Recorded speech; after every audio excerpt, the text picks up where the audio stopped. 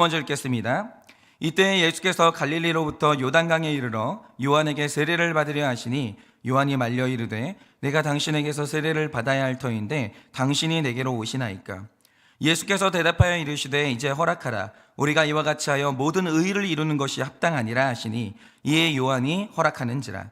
예수께서 세례를 받으시고 곧 물에서 올라오실새 하늘이 열리고 하나님의 성령이 비둘기같이 내려 자기 위에 임하심을 보시더니 하늘로부터 소리가 있어 말씀하시되 이는 내 사랑하는 아들이요 내 기뻐하는 자라 하시니라. 그때 예수께서 성령에게 이끌려 마귀에게 시험을 받으러 광야로 가사 40일을 밤낮으로 금식하신 후에 줄이신지라. 시험하는 자가 예수께 나와서 이르되 내가 만일 하나님의 아들이어든 명하여 이 돌들로 떡덩이가 되게 하라. 예수께서 대답하여 이르시되 기록되었으되 사람이 떡으로만 살 것이 아니요 하나님의 입으로부터 나오는 모든 말씀으로 살 것이라 하였느니라 하시니 이에 마귀가 예수를 거룩한 성으로 데려다가 성전 꼭대기에 세우고 이르되 내가 만일 하나님의 아들이어든 뛰어내리라. 기록되었으되 그가 너를 위하여 그의 사자들을 명하시리니 그들이 손으로 너를 받들어 발이 돌에 부딪히지 않게 하리로다 하였느니라. 예수께서 이르시되 또 기록되었으되 주 너의 하나님을 시험하지 말라 하였느니라 하시니 마귀가 또 그를 데리고 지극히 높은 산으로 가서 천하 만국과 영광을 보여 이르되 만일 내게 엎드려 경배하면 이 모든 것을 내게 주리라. 이에 예수께서 말씀하시되 사탄아 물러가라. 기록되었으되 주 너의 하나님께 경배하고 다만 그를 섬기라 하였느니라. 다 같이 읽겠습니다. 이에 마귀는 예수를 떠나고 천사들이 나와서 수종드니라. 아멘. 기도하겠습니다. 하나님, 오늘도 또 새로운 아침이 시작되었습니다.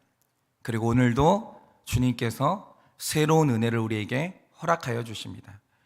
하나님, 오늘도 우리는 오늘을 살아갈 그 힘을 오늘의 은혜로 버티고자 하오니 주여 반드시 오늘 이 아침에 우리에게 은혜를 허락하여 주시고 하나님의 섭리가 무엇인지 아는 지식을 우리에게 허락하여 주시옵소서.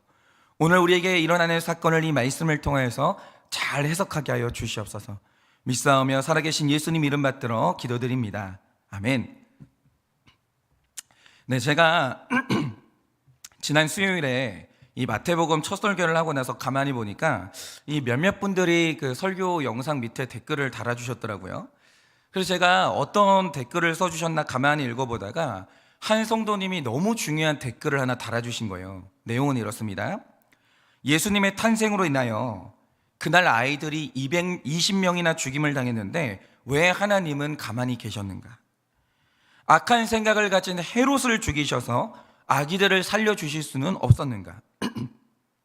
그날 아기들을 잃은 부모의 이 마음을 생각하면 너무 마음이 아프다. 이런 글을 남겨주셨는데 저는 이게 굉장히 중요한 질문이라고 생각했습니다. 왜냐? 제가 어릴 때 이 본문을 읽으면서 똑같은 질문을 가졌었고 그런데 답이 안 나오니까 굉장히 큰 시험에 들었던 기억이 있거든요. 그러니까 말하자면 이겁니다. 세상에 예수님이 오시는 걸 나쁘다고 할 사람이 누가 있어요? 모두가 다 좋은 일이라고 말합니다. 그런데 하나님은 그 모든 것을 알고 계시고 그 과정에서 20명의 아이가 죽을 것을 미리 알고 계셨어요. 그리고 그걸 막을 힘도 있으십니다. 그런데 왜 아이들이 죽도록 그냥 내버려 두셨는가? 만약 이때 죽은 사람이 죄인 20명이면 우리는 그걸 이해할 수 있죠. 그런데 2살 이하의 갓난 아이들이 도대체 무슨 죄를 지어서 죽어야 되는가? 이게 우리 이성으로는 이해가 안 가는 거죠. 내가 하나님이면 이렇게는 안 할 것 같은 거예요. 그리고 저는 이런 딜레마를 실제로 겪었던 사람인데요. 제가 자주 말씀드린 것처럼 제 아버지가 주일에 차량 운행을 하던 중에 한 아이가 그 차에 치였고 결국 죽음을 맞이했습니다.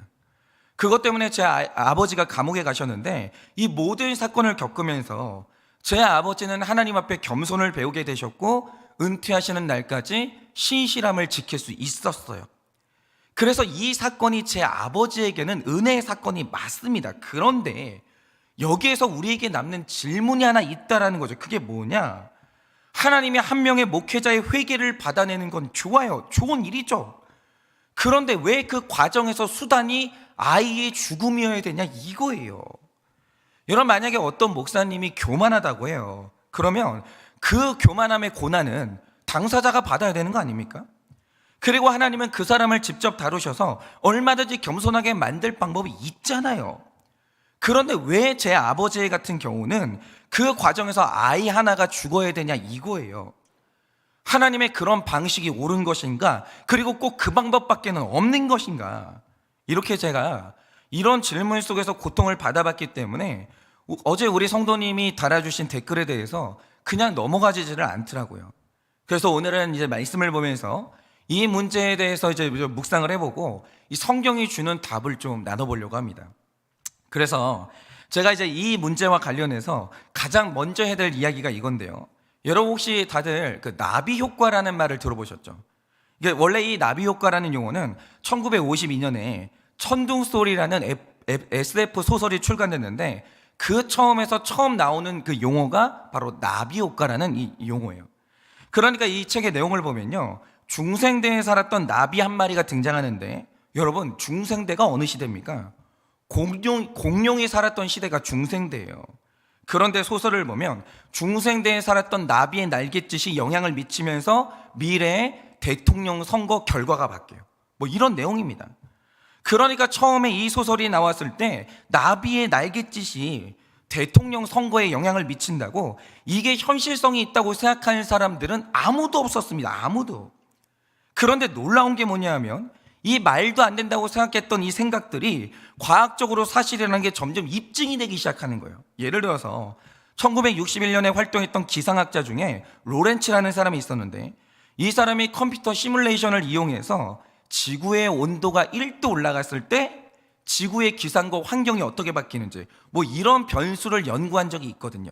그런데 이때 이 사람이 우연히 발견한 놀라운 결과가 뭐냐, 이 사람이 가상의 시뮬레이션을 돌려보다가 엄청나게 큰 변화를 준 게 아니고요, 정상값에서 겨우 0.000127 정도의 근소한 변화를 줘봤어요. 그런데 이 변화가 진짜 어떤 변화냐, 정말 나비 한 마리가 날갯짓을 한 정도의 변화를 줘본 거예요. 아주 작은 변화. 그런데 이 작은 차이가 놀라운 변화를 만들어내더니 전혀 다른 기후 패턴이 만들어지더라는 거예요. 여기에 깜짝 놀란 거죠. 그러자 1972년에 열린 미국 과학진흥협회 강연에서 그 유명한 이야기가 발표가 되는데, 그게 뭐냐, 브라질에 있는 나비가 날개를 한번 퍼덕인 것이 영향을 미쳐서 미국의 텍사스에 강력한 토네이도를 만들어낼 수 있다라는 거예요. 그러니까 우리 눈에 보이는 그 토네이도 있죠, 거대한 토네이도. 놀랍게도 그 시작이 뭐냐, 멀리 있는 나비의 날갯짓에서 토네이도가 시작이 됐다라는 거예요. 자, 그러면 이 나비 효과 이론이 말하는 핵심이 뭐겠습니까? 첫째로 눈에 보이는 우리의 삶이라는 것은요, 우리 각자의 결정으로 이루어지는 독립된 사건들 같지만 사실 이 땅에 존재하는 모든 것은, 그러니까 길거리에 돌아다니는 그 길고양이, 강아지, 뭐 길가에 뭐 떨어져 있는 돌덩이, 이 모든 것들이 나와 연결이 돼 있다라는 거예요. 우리는 서로 보이지 않는 고리로 촘촘하게 연결이 다 돼 있다라는 거예요. 그러므로 우리는 나도 모르는 사이에 누군가로부터 영향을 받고 있고 나도 지금 영향을 끼치고 있는 거예요. 실제로 그러합니다. 그러니까 나에게 오늘 일어난 이 일에는 생각지도 못한 원인이 있다라는 거예요. 근데 우리는 그 원인을 상상도 할 수가 없는 거죠. 나랑 아무 상관이 없다고 생각했던 그 일이 오늘 나의 삶의 현실로 나타나는 거예요. 그런데 문제는 뭐냐, 내 삶에 거대한 파도가 나타났을 때 그 시작은 생각보다 사소할 수 있다는 거예요. 이게 원인인 줄 죽었다 깨어나도 모르는 거예요. 예를 들어서 어느 날 동해바다에 사는 물고기 한 마리가 수변 위를 떠다니다가 작은 파문을 만들어냈어요. 그런데 그게 커져서 서울에 살고 있는 제 삶에 거대한 사건으로 나타날 수 있다는 거, 이게 망상이 아니에요. 이건 실제로 우리 삶에 벌어지고 있는 굉장히 중요한 삶의 원리입니다. 그러니까 여러분, 사람이 절대로 자기 삶을 통제하지 못하는 이유가 뭐냐, 오늘 내가 했던 말 한마디, 오늘 내가 내렸던 작은 결정의 한순간이 어떤 식으로 퍼져서 누구에게 어떤 영향을 미치고 그것이 어떤 결과를 불러올지 우리는 절대로 예측을 못해요. 절대로. 지금 강원도에 사는 사람이 한마디를 했거든요. 그 한마디가 내 삶에 어떤 변화를 불러올지 우리는 전혀 몰라요. 아니, 강원도에 사는 사람의 말 한마디를 내가 어떻게 통제해요?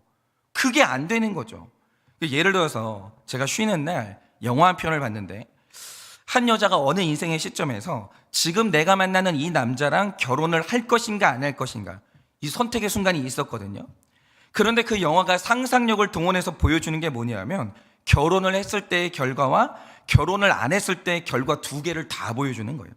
그런데 결혼을 하니까 그 여자의 인생이 어떻게 됐냐, 어느 날 미국으로 이민을 가가지고 평범한 세탁소의 주인이 됐고 자기 아버지를 모시는 삶을 살게 됐어요. 평범하죠. 그런데 결혼을 안 하니까 어떻게 됐냐, 이 시련의 아픔을 잊어보려고 이 여인이 무술을 배우게 됐는데, 그걸 계기로 액션 영화의 주인공이 되면서 유명한 여배우가 된 거예요. 여러분, 이게 상상이긴 하지만 현실성이 있는 게요, 지금 우리 주변에는 나도 모르는 사이에 일어나는 수없이 작은 결정과 사건들이 끝도 없이 일어나고 있거든요. 끝도 없이. 그런데 그 일들이 지금 서로에게 영향을 미치면서 어떤 거대한 결과들을 만들어내고 있다라는 거예요. 우리는 끊어진 존재가 아니에요. 전부 다 연결돼 있어요. 전부 다. 지금 그게 내 삶의 현실로 나타나고 있는데, 문제는 이 경우의 수가 너무 복잡하기 때문에 오늘 나에게 일어난 일이 내일 어떤 결과로 일어날지는 예측도 안 되고 통제도 안 되는 거예요. 그러니까 일어나는 일이 뭐냐, 제가 예전에 이 이야기를 해드린 적이 있는데 한번 들어보세요. 이 이야기의 배경이 말이 마차를 끌던 시대였는데, 여러분, 이런 때 말이라고 하면 지금 자동차 한 대에 이제 값어치니까 엄청 큰 재산이잖아요.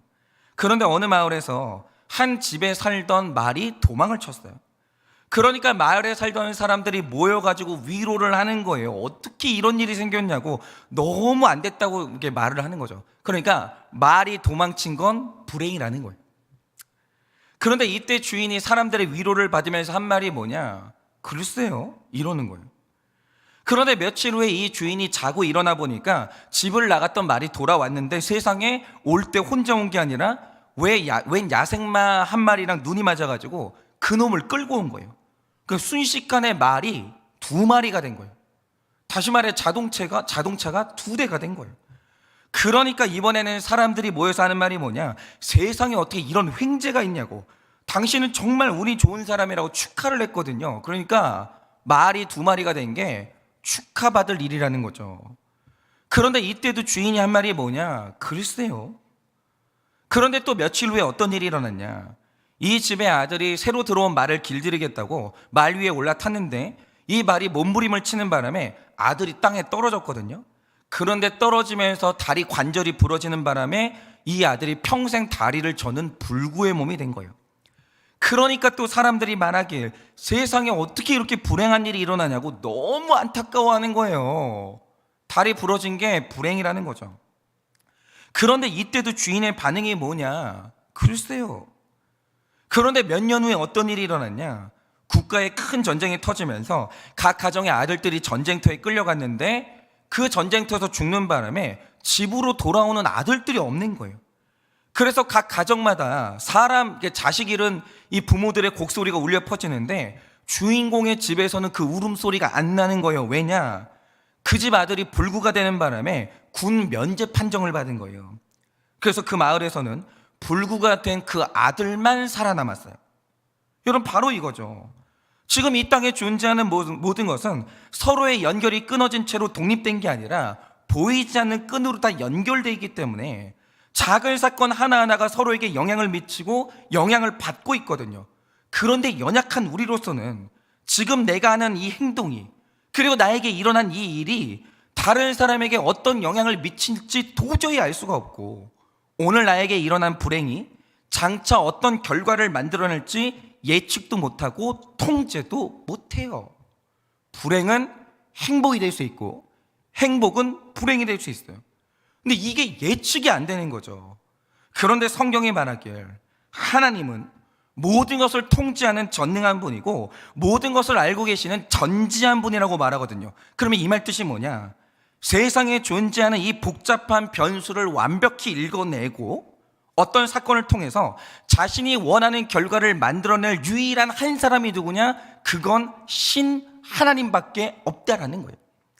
그러니까 이 모든 변수를 완벽히 통제하는 하나님의 일하심을 일컬어 성경은 섭리라고 말하는 거예요. 그러니까 섭리의 정확한 뜻이 뭐냐? 하나님이 모든 것을 완벽히 통제하시고 자신이 원하는 결과를 만들어내신다, 그 뜻이에요. 그러니까 제가 아까 말씀드린 것처럼 우리가 어떤 사건을 맞이할 때 이것이 좋은 일이다 나쁜 일이다 함부로 판단하면 안 되는 겁니다. 여러분, 지금 내 눈앞에서 이게 행복하게 시작된 그 일이 장차 나의 고난으로 변할 수가 있고, 지금 내 눈앞에서 불행으로 시작된 그 사건이 장차 큰 구원의 사건으로 변할 수가 있는 거예요. 인간의 인생은 이런 거예요. 그런데 우리는 그걸 내다보고 예측할 능력이 전혀 없는 거죠. 그래서 사람이 오늘도 정말 하지 말아야 될 게 뭐냐? 당장 내 눈앞에 벌어지는 사건들을 놓고 이게 선이다 악이다, 행운이다 불운이다 함부로 판단하면 안 되는 거예요. 인간은 그게 안 돼요. 오직 내 눈앞에 벌어지는 상황이 장차 어떤 결과를 만들어낼지 알 수 있는 분, 그걸 통제할 수 있는 분은 세상에 하나님 한 분밖에는 없는 거예요. 그래서 우리가 기도하는 것이고, 그래서 우리가 말씀에 의지하는 거예요. 그리고 오늘 말씀과 구속사가 바로 이걸 말해주는 겁니다. 여러분 한번 잘 들어보세요. 여러분은 2022년의 기준으로 지금 지구상에서 기독교인의 비율이 얼마나 되는지 아십니까? 전 세계 인구 중에 무려 32%가 기독교인이에요. 무려 32%. 그런데 선교에 목숨을 걸었던 사도 바울이 1세기에 이걸 예측했냐라고 하면 꿈도 안 꿨어요. 왜냐? 당시의 기독교인들은 워낙 소수였고 대부분 가난한 사람들이었기 때문에 기독교가 로마를 정복한다? 기독교가 전 세계 32%를 점령한다? 상상도 안 해봤던 일입니다. 상상도. 그런데 오늘날 교회에 이렇게 거대한 부흥이 일어났거든요. 그러면 잘 보세요. 어마어마한 부흥이 일어났는데 이 부흥의 시작이 뭐였습니까? 이건 아무도 예상을 못했는데요. AD 33년에 이스라엘의 한 청년이 하나님을 모독했다는 이유로 십자가에 못 박혀 죽었어요. 우리랑 아무 상관이 없다니까요. 2000년 전에 33살의 이스라엘 청년이 십자가에 못 박혀서 죽었어요. 그런데 그날 그 광경을 보던 모든 사람들이 그날 기독교는 끝났다고 생각했고, 그 십자가를 통해서 2000년 후에 일어날 세계적인 부흥을 예측한 사람은 단 한 명도 없었어요. 단 한 명도. 그 청년이 죽은 게 오늘 나를 목사로 만들 거다? 여러분, 이런 생각을 한 사람은 아무도 없어요. 그런데 이 십자가가 장차 세계적인 부흥의 시작이다, 이걸 알았던 유일한 존재가 누구냐? 그건 하나님밖에 없었던 거예요. 그러니 예수님은 십자가를 향해서 똑바로 걸어간 거예요. 왜냐? 이 십자가가 어떤 결과를 불러올지 예수님은 알았거든요. 그런데 예수님이 십자가를 향해서 걸어갈 때 마태복음 16장 23절에서 베드로가 했던 말이 뭡니까? 예수님이 십자가에서 죽는다? 그건 절대로 일어나면 안 되는 일이라는 거예요. 이러면서 베드로가 예수님의 앞을 가로막았습니다. 그런데 베드로가 이렇게 말한 이유가 뭐겠습니까? 베드로의 눈에는 십자가의 죽음만 보이고 그게 가져올 장차 일어날 부흥이 전혀 안 보이는 거예요. 하나도 안 보이는 거죠. 그런데 그 말씀에서 눈여겨봐야 될 게 뭐냐? 베드로가 십자가 위에서 예수님의 죽음만 보이고 있을 때 예수님이 혼을 내시는데, 이때 예수님이 누구를 꾸짖냐? 베드로를 꾸짖지 않아요. 예수님이 그날 누구를 꾸짖냐? 사탄아 물러가라라고 하면서 사탄을 꾸짖으시는 거예요. 그러니까 예수님은 모든 걸 알고 계시기 때문에 오늘 내가 당하는 고난을 보면서 그게 축복이다 이러시거든요. 사도 바울이 어느 날 몸에 질병이 왔습니다. 사도 바울이 이거 고쳐달라고 3번을 기도하거든요. 근데 하나님이 하시는 말씀이 뭔가? 그 질병이 축복이다 이러시거든요. 하나님의 말씀이 그렇다면 그런 게 맞는 거예요. 그런데 베드로가 하는 말이 뭐냐? 아니, 이 고난이 불행이지 어떻게 축복이냐고. 그런 말도 안 되는 말 좀 하지 말라고 하면서 예수님의 관점을 뒤집는 거예요. 그런데 이 관점의 배후에 누가 있냐? 그게 사탄인 거예요. 그게 사탄인 거예요. 그런데 이날 예수님을 대적했던 사탄이 한 번 더 나타났는데 그게 바로 오늘 말씀에서 나타난 거예요.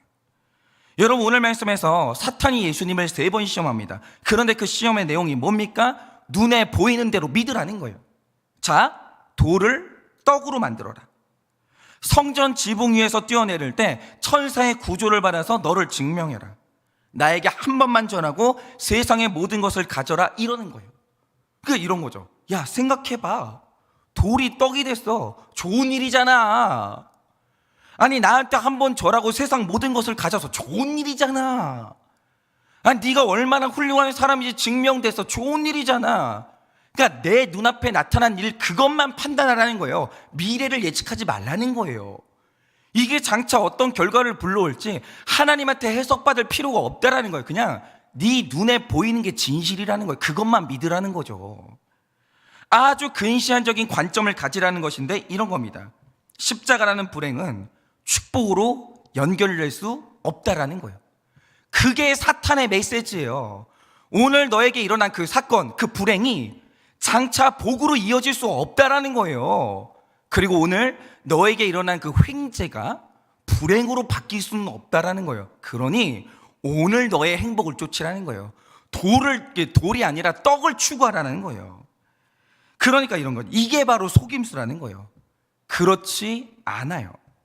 여러분, 하나님의 섭리 안에서 오늘 내가 당하는 그 고난은 파문을 일으켜서 구원의 사건으로 변화될 수 있어요. 여러분, 내가 오늘 지고 있는 이 십자가가 내 영광이 될 수 있어요. 반면에 오늘 나의 행복이 내 구원을 막을 수 있고 내가 누리고 있는 물질이 내 가시가 될 수 있는 거예요. 왜 그걸 못 보냐 이거예요. 오늘 하나님이 우리에게 말씀하시는 게 그거예요. 눈앞에 보이는 게 진실이 아니라는 거예요. 여러분, 2000년 전에 세워졌던 죽음의 십자가가 오늘 저를 목사로 만들었어요. 이 결과를 누가 상상이나 했냐고요? 누가? 그런데 이런 관점을 하나님께 받아야 되지. 오늘 사탄이 하는 말이 뭐냐? 네 눈에 보이는 오늘의 그 현상만 믿으라는 거예요. 고난은 축복이 될 수 없다라는 거예요. 물질의 복이 고난이 될 수 없다라는 거예요. 그러니 결론이 뭐냐? 오늘 하나님이 말씀하시는 건 눈에 보이는 대로 판단하지 말고 10절 말씀처럼 주시는 하나님의 말씀을 신뢰하고 복종하라는 거예요. 하나님이 말씀하시는 게 그게 진짜라는 거죠. 자, 이런 관점에서 예수님이 태어나던 날 죽음을 맞이했던 20명의 그 죽었던 생명을 생각해 보자 이거예요. 맞아요. 그날 우리 눈앞에 나타난 이 사건은 끔찍한 비극이고 일어나지 않았으면 더 좋았을지도 몰라요. 그날 자식을 잃었던 부모님들이 얼마나 울었겠습니까? 마음속에 대못이 박혔겠죠. 그런데 그래서 이 일의 결론도 악하냐라고 하면 그게 속임수라는 거예요. 그렇지 않습니다. 여러분, 큰 슬픔으로 시작된 이 일이 장차 어떤 구원의 사건으로 연결될지는 오직 하나님만 아시는데 하나님이 그걸 허락하셨다. 그건 선한 결과를 불러오는 게 맞다라는 거예요. 여러분, 오늘 우리가 믿는 게 뭡니까? 이걸 이루실 힘이 하나님께는 있고 그 하나님이 절대적으로 선하시다 이거예요. 그러니 오늘 십자가를 지라는 거예요. 하나님이 죽으라 하시면 아멘 하면 되는 거예요. 왜냐? 하나님은 그 너머에 어떤 일이 일어날지 다 알고 계시거든요. 하나님이 오늘 내가 일어난 사건이 선하다고 하시면 선한 게 맞는 거예요. 제가 오늘 이 말씀을 준비하면서 제 인생을 한번 뒤돌아봤거든요. 제가 23년 전에 처음 신학교 문턱을 밟았을 때 제 꿈은 훌륭한 청소년 사역자가 되는 거였습니다. 가만히 보면 제가 되게 재미있는 걸 좋아하기 때문에 제 성향도 청소년들과 잘 맞고 실제로 청소년 사역을 할 때 열매도 있었기 때문에 늘 그쪽으로 저 자신을 개발했고 사역도 그런 사역을 했어요. 그런데 진짜 황당한 게 뭐냐? 23년이 지난 지금 저는 큐티 사역을 하고 있는데 꿈도 안 꿔봤어요. 평신도 사역도 하고 있고 가정중수 사역도 하고 있는데 이거는 준비도 안 해봤던 일이에요. 그러니까 제가 최근까지 이런 삶을 살고 있는 나를 상상이라도 해봤냐고 하면 5년 전에라도 이런 삶을 상상이라도 해봤냐라고 하면 꿈도 안 꿨습니다. 그런데 도대체 내 인생이 오늘 어쩌다 여기까지 흘러왔을까? 그 시작이 뭐였을까? 이걸 계속 생각하면서 어저께 제 삶의 시작을 추적을 해봤거든요. 그런데 저의 지성이 포착할 수 있는 범위 안에서 오늘 내 모습을 있게 한 그 시작이 뭐였는지 아십니까? 제가 예전에 말씀드린 적이 있는데요. 제가 어머니하고 통화를 해봤어요. 이 문제를 놓고. 근데 이제 어머니한테 이제 답을 들었는데, 지금으로부터 약 110년 전에 경상도의 한 마을에서 예수님을 잘 믿는 청년과 예수님을 믿는 처녀가 결혼식을 올리고 있었거든요.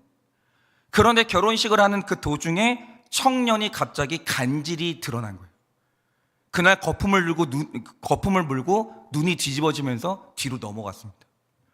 몸을 발발발발 떨면서 간질이 시작되는 거예요. 결혼식 도중에. 그러니까 그 결혼식은 결국 난장판이 됐고, 결국 그 결혼은 파혼이 됐어요. 결혼이 끝난 거죠.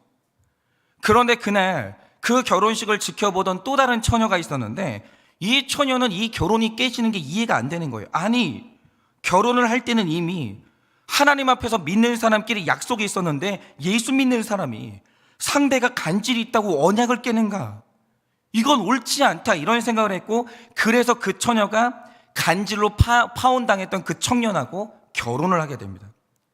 그리고 이 결혼해서 믿음 좋은 자녀들이 태어났는데, 그 중에서 이 어머니의 신앙을 보고 자란 한 처녀가 하나님께 자기 인생을 헌신했어요. 그래서 어느 날 재산도 없고 미래도 없는 가난한 신획상하고 결혼해가지고 또 아들 셋을 낳았습니다.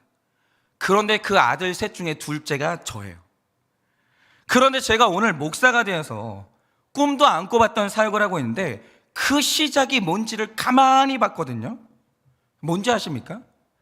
제 외할아버지에 나타났던 간질의 사건이었어요.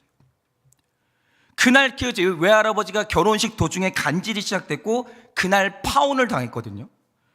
여러분, 그 사건이 제 외할아버지에게는 씻을 수가 없는 수치였고 감당할 수가 없는 고통이었습니다. 그런데 그거 아십니까? 제 외할아버지를 파혼당하게 만들었던 그 간질의 사건 때문에 제가 태어났고 오늘 제가 목회를 하고 있어요. 그 110년 후에 한 명의 목회자가 태어나는 사건으로 결론이 났다라는 거죠. 그리고 오늘 우리가 그 말씀을 제 외할아버지의 간질, 파혼 덕분에 우린 이 말씀을 나누고 있는 거예요. 그런데 생각을 해보세요. 만약에 제 외할아버지가 건강했고 예정했던 그 사람하고 결혼을 했다고 하죠. 그러면 다른 건 모르겠는데 저는 이 땅에 무조건 태어날 수가 없겠죠. 그리고 오늘 이 사역도 존재할 수가 없고, 만약에 이 말씀 때문에 살아난 사람이 있다면 그 사람도 존재하지 않는 거죠. 바로 이겁니다. 여러분, 오늘 우리 삶에 일어나는 고통과 고난의 사건이 장차 어떤 결과를 불러올지 인간은 알 수 없어요.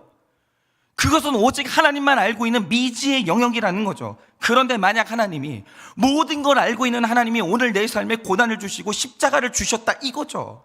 그러면 우리가 오늘 확실히 믿어야 될 게 뭐냐? 오늘 나의 삶에 간질이 드러나고 내가 파혼을 당했어요. 그게 하나님이 나에게 주실 은혜라는 걸 믿어야 되는 거예요. 하나님, 오늘 내가 당하는 이 고난을 통해서 장차 하나님이 선하게 일하실 것을 나는 믿습니다. 분명히 하나님은 그걸 이룰 힘이 있으십니다. 이걸 믿는 것이 예수 믿는 사람의 능력이라는 거예요. 그러니 오늘 하루를 사실 때 여러분은 어제 어떤 사건이 일어나셨습니까? 오늘은 또 어떤 사건이 일어날까요? 우리는 알 수가 없죠. 그러나 우리가 하나님의 눈으로 반드시 봐야 되는 게 뭐냐? 행복도 행복이 아니고 불행도 불행이 아니에요. 여러분, 이 세상에서 하나님이 나에게 허락하시는 사건이 있다, 다 좋은 일이에요. 십자가도 구원의 사건이고, 고난도 구원의 사건이고, 불행도 구원의 사건이고, 상실도 은혜고 상실도 복이에요. 여러분, 이렇게 오늘 하루 하나님이 나에게 주시는 모든 사건이 선하다는 것을 믿고 그 관점으로 모든 것을 해석하고 모든 이 고난들을 이겨내는 능력을 받으시기를 예수님의 이름으로 축원을 드립니다. 제가 기도하고 축도함으로 마치도록 하겠습니다. 기도하겠습니다. 하나님, 오늘 이 아침에 사랑하는 나의 하나님 앞에 고백합니다. 하나님, 제가 목회자가 되어서 오늘 이렇게 신실하고 많은 성도님들과 함께 말씀을 나누고 또 사랑받고 또 제가 이렇게 주의 종으로 말씀을 전하니 주님, 제가 은혜를 받았고 제가 출세했습니다. 하나님, 저처럼 비천한 인생에 어떻게 이런 삶을 꿈을 꿀 수 있겠습니까? 그런데 주님, 이 은혜로운 나의 삶이 오늘 그 시작이 뭡니까? 110년 전에 사랑하는 나의 외할아버지에게 간지를 주시고 나의 외할아버지가 파혼을 당하고 그 고난이 오늘 그 후손의 삶에 은혜로 나타나니 우리가 이것을 어떻게 알 수 있겠습니까? 하나님, 오늘 나의 삶에 당하는 이 고난이, 나의 십자가가 오늘 하나님이 나에게 주신 은혜라고 말씀하십니다. 하나님, 정말 2000년 전에 이름도 없이 죽어갔던 그 20명의 어린아이들, 그 어린아이들의 죽음이 그러나 의미 없지 않다고, 구속사에서 그 죽음이 반드시 하나님의 구원을 불러온다라고 그렇게 말씀하시는 하나님의 음성을 듣습니다. 그러니 주님, 오늘도 우리 삶에 나타나는 그 현상만 가지고 세상을 판단하고 하나님을 판단하는 것이 아니라 오직 주님이 주시는 말씀으로만 세상을 판단하여서 오늘도 구속사로 이 세상을 분별하고 오직 하나님을 믿는 믿음으로 나의 모든 십자가를 잘 지고 걸어가는 하루가 될 수 있도록 주님이 은혜를 허락하여 주시옵소서. 지금은 우리 주 예수 그리스도의 은혜와 하나님 아버지의 그 크신 사랑과 성령님의 위로하시고 교통하여 주시는 그 역사하심이 오늘 하나님이 나에게 주시는 십자가가 은혜임을 믿고 오늘 하나님이 나에게 주시는 고난이 내 구원을 이루는 것임을 믿어 오늘 하루도 확신 가운데 살아가기를 원하는 사랑하는 우리 모든 성도님들의 머리 위에 지금으로부터 영원 무궁토록 함께 있을지어다. 아멘.